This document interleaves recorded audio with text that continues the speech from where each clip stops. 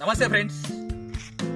ఇంతకాలం మనము ఇప్పటి వరకు ఎన్నో పుణ్యక్షేత్రాలను చూసాం.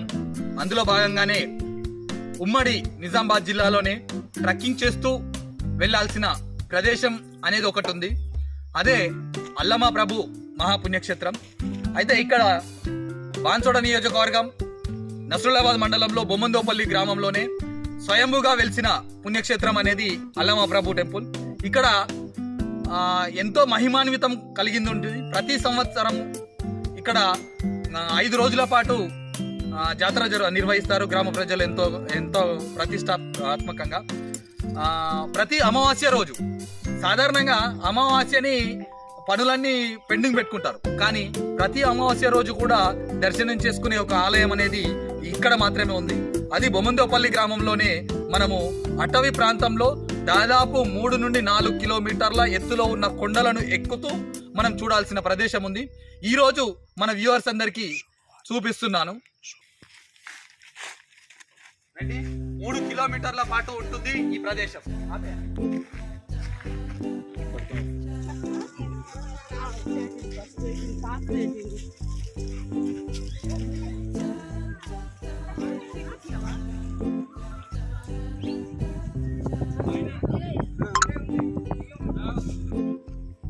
అయితే ఇప్పుడు దాదాపు సగం ప్రదేశానికి వచ్చాం.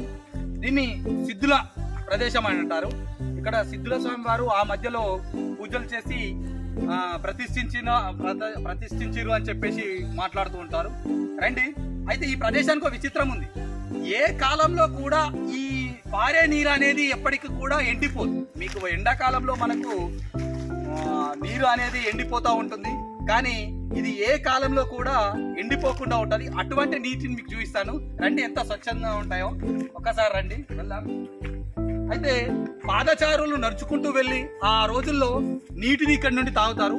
అంటే ప్రకృతి రమణీయంగా పెరిగిన ఎన్నో చెట్లను, మూలికలను, వాటి వేర్లను తాక్కుంటూ వస్తున్నాయి కనుక ఇక్కడ నీరు ఎంత స్వచ్ఛందంగా ఉంటాయో మీకు రండి చూపిస్తాను. రండి, చూడండి. ఏ కాలంలో కూడా ఇది నీరు అనేది ఎండిపోదు.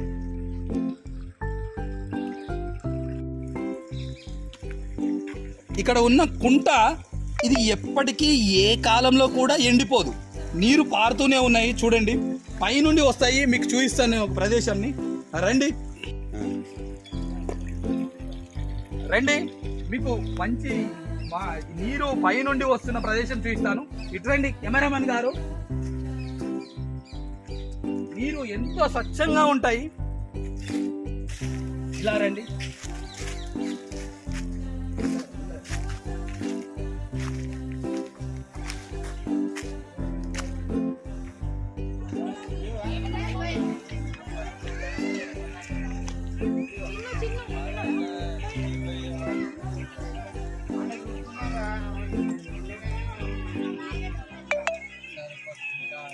స్వచ్ఛంగా ఉంటుంది ఈ నీరు.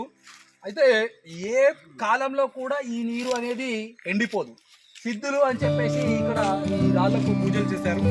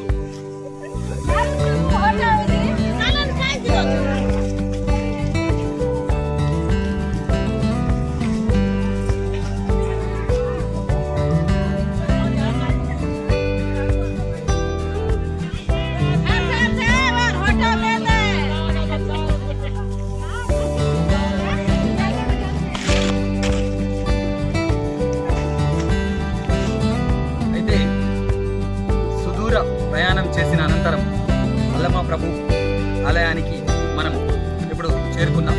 దట్టమైన అటవీ మధ్యలో 3 కొండలు ఎక్కిన తర్వాత ఇక్కడికి వచ్చేసాం. మీకు విశేషం తెలవాల్సింది ఉంది. ఏ ఆలయంలోనైనా కూడా పూజారులు పురోహితులు అయి ఉంటారు, బ్రాహ్మణులు ఉంటారు.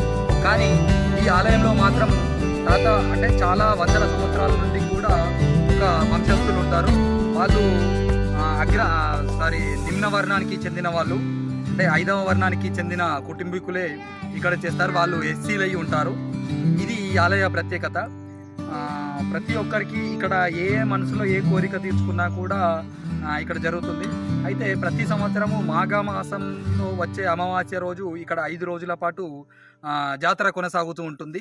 ఆ జాతరలో భాగంగానే కుస్తీ పోటీలు విశేషంగా జరుగుతాయి ఇక్కడ. ఈ కుస్తీ పోటీలలో విశేషత ఏంటి అని అంటే మహారాష్ట్ర, కర్ణాటక, తెలంగాణ తదితర ప్రాంతాల నుండి, రాష్ట్రాల నుండి వచ్చి కుస్తీ పడతా ఉంటారు మల్లయోధులు. రండి, మనం ఆలయం లోపలికి వెళ్ళి ఒకసారి చూద్దాం. ఎంత బాగుంది, స్వామివారిని దర్శించుకుందాం.